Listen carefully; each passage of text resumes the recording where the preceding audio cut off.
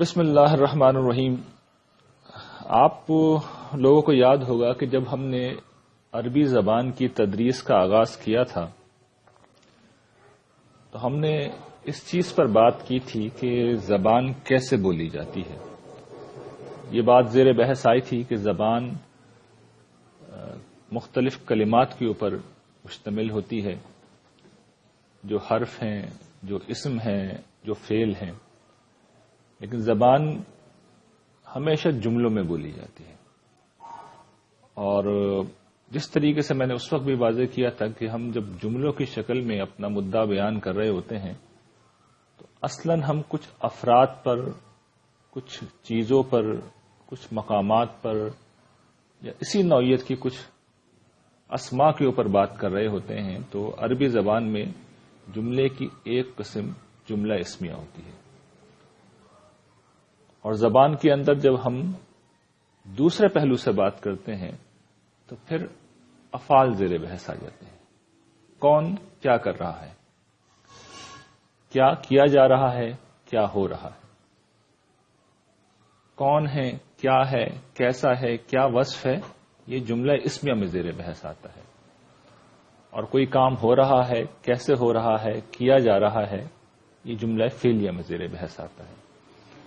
تو شروع کے عرصے میں ہم نے ابھی تک جتنی بھی کلاسز پڑھی ہیں، ہمارا جو فوکس رہا ہے وہ جملہ اسمیہ کی طرف ہی رہا ہے، اس لیے کہ اصلاً ہم زبان کو سمجھنے کے لیے ضروری ہوتا ہے کہ پہلے جملہ اسمیہ میں جو کچھ بھی آتا ہے اس کو سمجھ لیا جائے، اور پھر فعل میں تو صرف فعل کا ہی ایک مرحلہ ہوتا ہے اسے سمجھنے کا. تو یہ آپ کے سامنے جو مثالیں ہیں وہ میں نے لکھ رکھی ہیں کہ جملہ اسمیہ میں عام طور پر مبتدا اور خبر ہوتی ہے. پہلا حصہ مبتدا اور پھر باقی حصے کو خبر کہتے ہیں. یہ وہی چیز ہے جسے انگریزی زبان میں سبجیکٹ اور پریڈیکیٹ کہتے ہیں.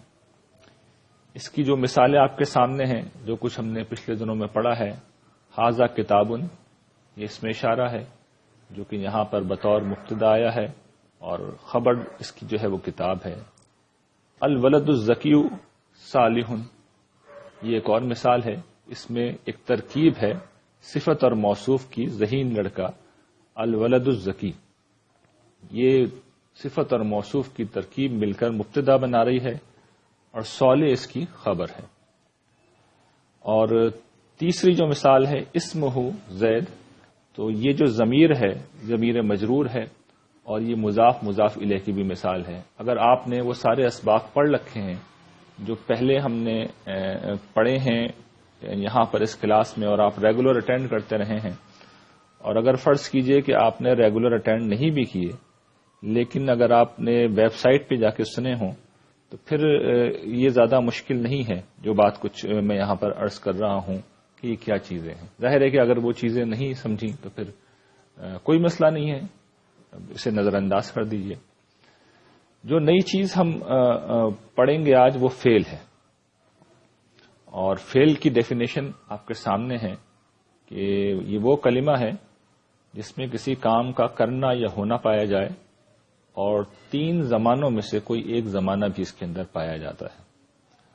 عربی زبان میں دیگر زبانوں کے برعکس، جن میں عام طور پر تین زمانے ہوتے ہیں، ماضی، حال، مستقبل، عربی زبان میں ماضی ہوتا ہے اور مضارع ہوتا ہے. ماضی تو سب جانتے ہیں، جو کچھ گزرا ہوا معاملہ ہے، جو کچھ ہو چکا ہے. مضارع عربی زبان میں جو کچھ ہو رہا ہے یا جو کچھ ہوگا، یعنی گویا کہ حال اور مستقبل دونوں کے لیے ایک ہی لفظ بولا جاتا ہے، مضارع. جب ہم مضارع پڑھیں گے تو پھر تفصیل سے دیکھ لیں گے اس کو، سر دست میں صرف تعارف کرا رہا ہوں. اچھا، یہ جتنے بھی افعال ہوتے ہیں، جس طریقے سے ہم نے، آپ کو یاد ہوگا کہ ضمائر پڑھے تھے کہ فرسٹ پرسن، سیکنڈ پرسن اور تھرڈ پرسن کے شکل میں یہ جو صیغے کہلاتے ہیں مرتب ہوتے ہیں. اسی طریقے سے دیگر زبانوں کے برعکس کہ جس کے اندر افعال جو ہوتے ہیں وہ ایک ہی فعل یوز ہوتا ہے، ایک ہی فعل استعمال ہوتا ہے. جیسے میں نے یہ لفظ یوز کہا ہے تو کسی بھی شخص کے ساتھ استعمال ہو، first person, second person, third person کے ساتھ یوز ہی استعمال ہوگا، اس کی شکل نہیں بدلے گی. انگریزی زبان میں صرف ہوتا یہ کہ تھرڈ پرسن سنگولر جو ہوتا ہے، یعنی ہی، شی اور اٹ، اس میں فعل کے آگے صرف ایس لگ جاتا ہے. He uses, she uses.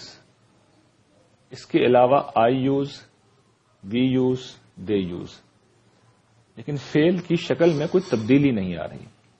عربی زبان کا معاملہ تھوڑا سا مشکل ہے، تھوڑا سا مختلف ہے، اور اس کی شکل یہ ہے کہ وہ سارے ضمائر جو ہم پیچھے پڑھ چکے ہیں، جس طرح وہ ضمائر عام طور پر جدا ہوتے ہیں، ٹھیک اسی طریقے سے ہر ضمیر کی جگہ پر آنے والا، یعنی ہر صیغے میں آنے والا فعل تھوڑا سا مختلف ہوتا ہے. تھوڑی سی اس کے اندر، اس کے آخری حصے میں کچھ تبدیلی ہوتی ہے. جو اس میں اصل صیغہ ہوتا ہے، جس کو بنیاد مانا جاتا ہے، وہ واحد مذکر غائب کا صیغہ ہے، جو یہاں پر کتبہ، اس نے لکھا.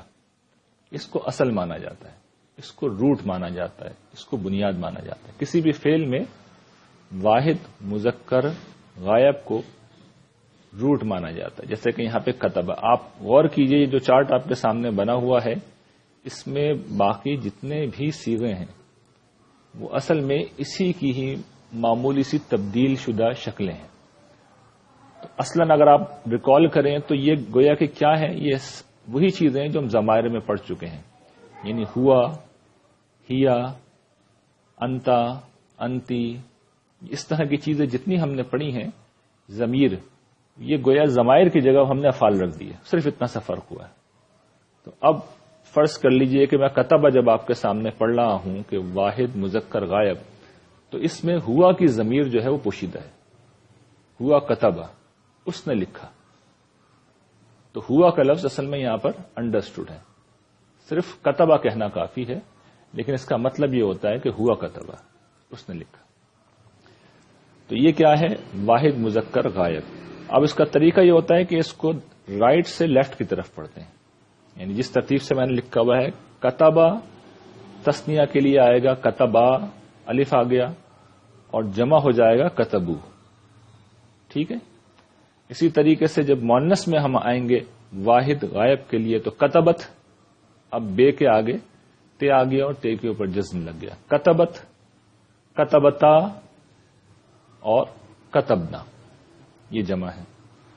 اور اب غائب کے بعد مخاطب پھر شروع ہوتا ہے. مخاطب میں مذکر کے جو صیغے اس طریقے سے پڑھے جاتے ہیں، کتبتا، وہاں تھا انتا، اس میں جو ضمیر ہے وہ انتا ہے. اگر آپ ریکال کریں تو یہاں کتبتا ہو گیا. اور پھر تثنیہ کے لیے کتبتما، تم دونوں نے لکھا. کتبتم، تم سب لوگوں نے لکھا. کتبتی، یہاں پہ انتی کی ضمیر پوشیدہ ہے، تو یہ کیا ہے؟ تم ایک لڑکی نے لکھا. کتبتما، تم دو لڑکیوں نے لکھا. کتبتنا، تم بہت ساری لڑکیوں نے لکھا. جب متکلم کی ہم بات کرتے ہیں تو اس کی کیا شکل ہوگی؟ کتبتو، کتبنا، کتبنا. یعنی مذکر ہو یا مؤنث ہو، کوئی بھی شکل ہو، اگر واحد ہے تو کتبتو ہوگا. انا کی ضمیر اس میں پوشیدہ ہے، تو اس کو ہم کہیں گے کتبتو. اور جمع ہو یا تثنیہ ہو، اس کے لیے کتبنا کے الفاظ ہی استعمال ہوں گے.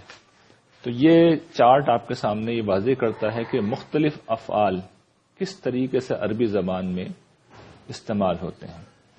اس میں پریشان ہونے کی ضرورت نہیں ہے. اگر کوئی چیز واضح نہیں ہو رہی، یہ اتنی پریکٹس کرائی جائے گی، اس کی یہ چیزیں اتنی ریپیٹ ہوتی ہیں کہ انشاءاللہ خود ہی واضح ہو جائیں گی. اس کے بعد ہم اگلی سلائیڈ پر چلتے ہیں، اور اس میں ہم اب یہ دیکھتے ہیں کہ جملہ فعلیہ کا اسٹرکچر کیا ہے. اس سے پہلے ہم نے یہ دیکھا تھا کہ فعل کے مختلف حالتوں میں جو مختلف صیغے ہیں، ضمائر جس طرح ہم نے سمجھے تھے، فعل کی مختلف صیغوں کو ہم نے سمجھا، جسے گردان بھی کہتے ہیں. تو وہ ہم نے اگر سمجھ لی، تو اس کے بعد جو اس وقت ہم سمجھنے جا رہے ہیں وہ یہ کہ جملہ فعلیہ کا اسٹرکچر کیا ہوتا ہے. تو جس طریقے سے ہمیں یاد ہوگا کہ جملہ اسمیہ کا اسٹرکچر تھا کہ مبتدا اور خبر تھی، اس کے اسٹرکچر کے اندر سب سے پہلے فعل خود آتا ہے، پھر فاعل آتا ہے، اور پھر مفعول آتا ہے. اگر آپ کو یاد ہو تو انگریزی زبان میں یہ سبجیکٹ، ورب اور آبجیکٹ کی شکل میں بیان کیا جاتا ہے. یعنی عربی زبان میں اور انگریزی زبان میں فرق یہ ہے کہ عربی زبان میں فعل پہلے آتا ہے، ورب پہلے آ جاتا ہے. انگریزی زبان میں سبجیکٹ پہلے آتا ہے، پھر ورب ہوتا ہے، اور پھر اس کے بعد آبجیکٹ آتا ہے. مثالیں بھی آپ کے سامنے موجود ہیں. پہلی مثال ہے جلس الولد، یعنی ایک لڑکا بیٹھ گیا. یعنی ایک، میں اس معنوں میں نہیں کہہ رہا کہ وہ اس میں الف لام نہیں، بلکہ یہ بتانا چاہ رہا ہوں کہ تعداد کے اعتبار سے ایک ہی ہے. لڑکا بیٹھ گیا، یعنی اس کا لفظی ترجمہ یہ ہوگا کہ لڑکا بیٹھ گیا.